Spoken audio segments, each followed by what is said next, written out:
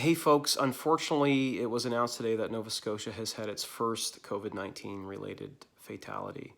And while we offer our sympathies and condolences to the family of the lady that passed away from this virus, let us please take a moment to reflect on the consequential nature of this situation and the stakes that all of us are living with right now. This is a virus that spreads very easily and rapidly amongst people, and it can infect enough of us where a significant amount of people could be facing a life and death situation.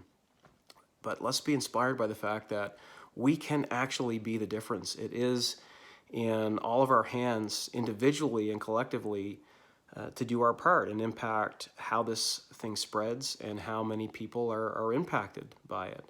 And we do that by following simple recommendations. Stay home except for essential travel, to go to work, to go to the grocery store, to get your medication from the pharmacy.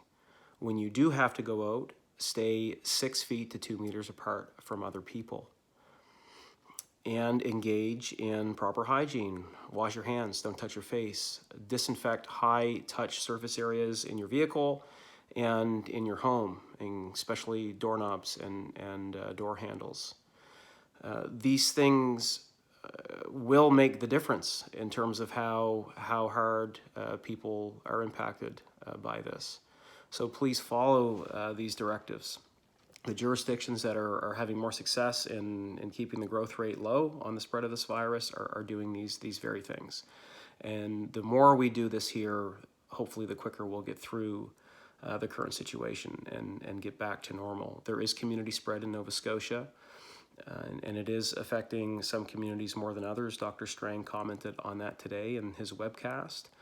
So to the folks here in Yarmouth, let's be leaders in the province. Let's do our part and follow these simple guidelines to help reduce the amount of people that are going to be impacted by this.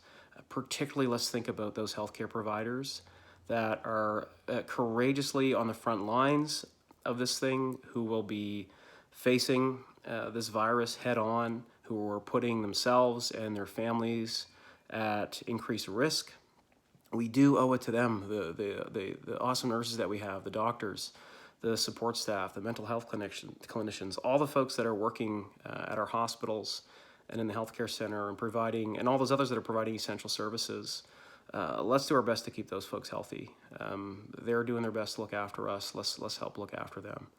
We know that this is impacting a lot of people financially and economically. There is support available if you're an employee or a business, large or small, that's been impacted by COVID-19. I've provided 2 links in the comments section where you can find supports that are available to you. This isn't going to fix everybody's problems.